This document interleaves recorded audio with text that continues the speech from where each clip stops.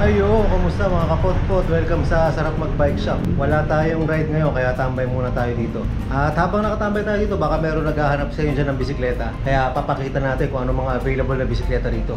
Sa Sarap Mag-Bike Shop na matatagpuan sa number 44 Mindanao Avenue, Barangay Tandang Sora, Quezon City. Siyempre, given na yan, marami tayong mga ibang parts dito.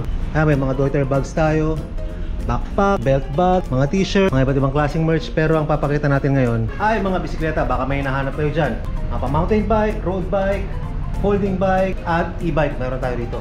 Des, ito ka, tulungan mo ako pakita ng mga bisikleta. Simulan natin sa GT na gravel bike. Gagawin natin. Lagay mo ron sa ano. Hindi, sige dito na lang.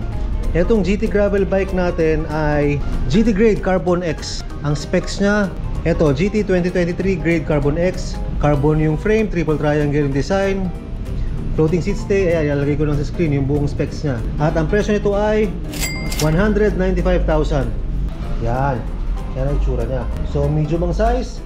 Pasok na pasok to para sa mga 5'7 pataas, 5'7, 5'8 pataas. Naka-SRAM Apex na RD na group set actually. SRAM Apex na group set. Ang tawag dito? Dropper post. Naka-dropper post. Teka, anong nito? Anong speed nito? 1/11. So yun, naka-dropper post, tsaka naka-suspension fork. Kung namamahalan kayo sa carbon, meron naman siyang alloy version. Ito, mas mura-mura. 68,000 pesos. Kung medyo mabigat sa bulsa yung carbon, dito tayo sa alloy version. GT 2023 Grade Alloy Sport. So, ang kaibahan niya, obviously, hindi siya carbon, pero naka 1/10 na drivetrain. Tapos, ang group set niya ay micro shift. Tapos, hindi na siya naka-dropper post, hindi rin siya naka-suspension fork. Pero carbon po yung... Pero carbon yung fork. Okay. Cannondale Trail 9, 29er. Cannondale Trail 9, 29er. Yan. Ang specs naman ito ay alloy. Naka-SRAM SX na group set. 1/12 ang speed niya. Para ka-dropper post din siya. Naka-rock shocks. Anong rock shocks to? Judy. Rock shocks Judy. Ito ay nagkakahalagang 92,000 pesos. Next, singit natin itong e-bike. Metropolis e-bike. 8-speed na Acera group set. Tapos di kuryente siya. Di kuryente ang e-bike na yan. Ayan ang specs na, 8-speed Acera group set, M360 Tektro brakes mechanical, Kenda tires, max speed niya 35 kph. Tapos pedal assist with throttle, ibig sabihin pwede mo siyang bombahin. Pero syempre hindi naman ganun lakas yung bomba niya. Tapos charging time niya 5 to 6 hours. Ang battery niya Samsung, 350 watts ang motor, 78,000 pesos. Kung ang hinahanap nyo naman ay folding bike, dahil halimbawa nakikita nyo sa mga latest vlog natin na naka-folding bike tayo. Ito, yung mismo eksaktong folding bike na gamit ko, meron tayo dito, nakakahon. So, ang itsura niya, yung kagaya na nakikita nyo sa video ko. Kung gusto nyo naman mas maliit-liit ng konti, meron tayo ditong Bickerton Scout 1501. Ang itsura niya. So, single speed lang siya. Ang itsura niya pag tinupi, meron tayo ditong demo unit. So, ganyan siya. Pero sobrang liit niya. Ang size ng gulong nito ay size 14. Kung gusto niyo naman ng malaki-laking bisikleta na folding bike, meron din tayong turn. Sige, pakiano mo nga, Des. Ayan, ito kulay pa lang, maganda na. Etong turn na to, ay teka, magkano tong isang maliit na to? 16,995. Ito naman, meron po tayong Turnlink A7. Ano naman po siya, 1/8 speed. Tapos, ang SRP po niya is 21,995. Naka-rim brakes pa po siya.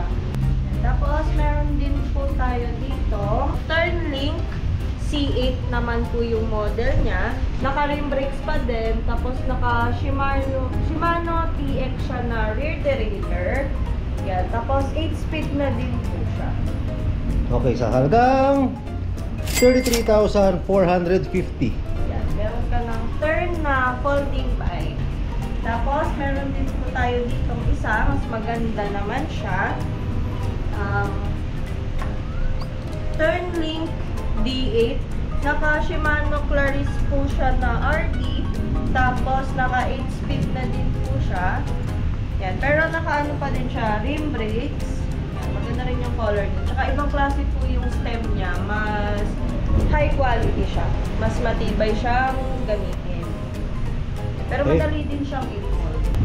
Meron naman po tayo yung Biggerton Docklands. Docklands 1824. Size ano po siya? Size 26. For only 48,450. Naka 3x8 speed na po siya. Tapos ito naman, meron tayong Turncrest. Rogic Crest Matte Black. Yan. Ang SRP naman po niya is 26,950. Naka 1x8 speed siya. Yan. Tapos naka Shimano po siya na na Altus RD.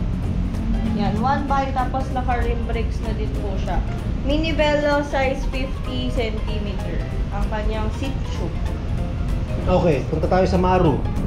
Meron din tayong mga Maru mountain bikes dito. So, ito ang price range ng Maru. Naglalaro sa 13,200. Merong 29,400.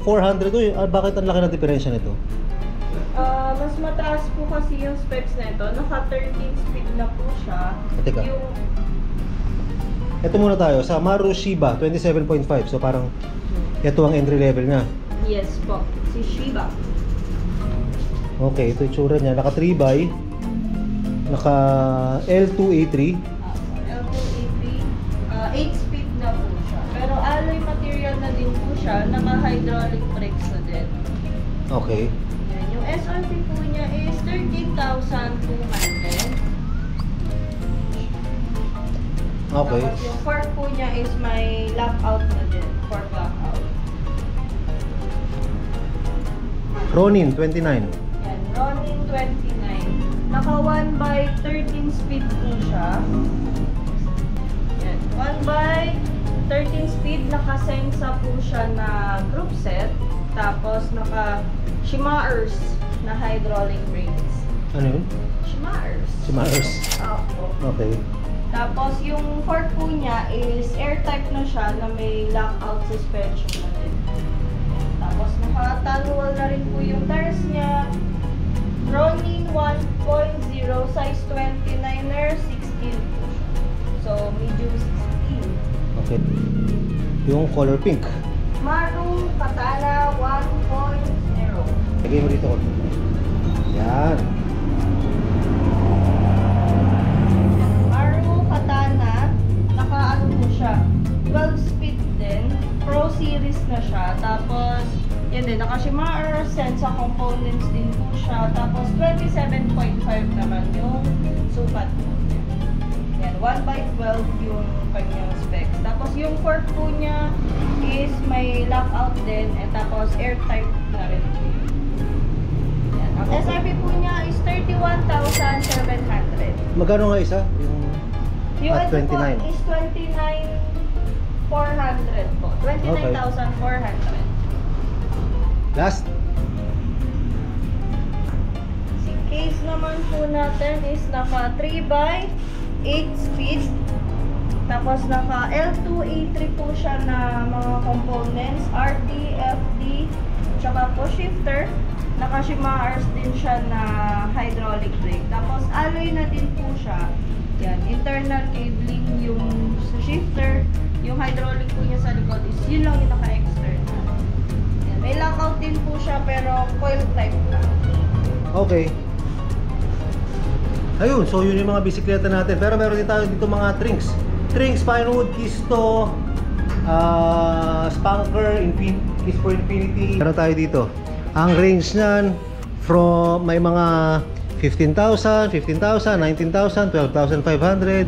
I-check nyo na lang sa Facebook page namin. Makikita nyo yung mga picture ng mga drinks na yan. Na-video na natin dati yan. Ayun, so kung mga naghahanap kayo ng bisikleta, ayan, nakita nyo yung mga available na bisikleta dito. Check nyo kami sa Facebook, facebook.com/sarapmagbikeshop. At check nyo rin yung mga specs at mga presyo ng mga ibang bagay na binibenta namin dito. Yan, habang wala tayong ride, din muna. At kita-kita tayo sa susunod na ride. Huwag kalimutan matanda kasabihan ng mga Kastila. Mag-comment, mag-like at mag-subscribe. hindi mag-skip ng ads. Mas lalong suswertihin. Hanggang sa muli. Salamat.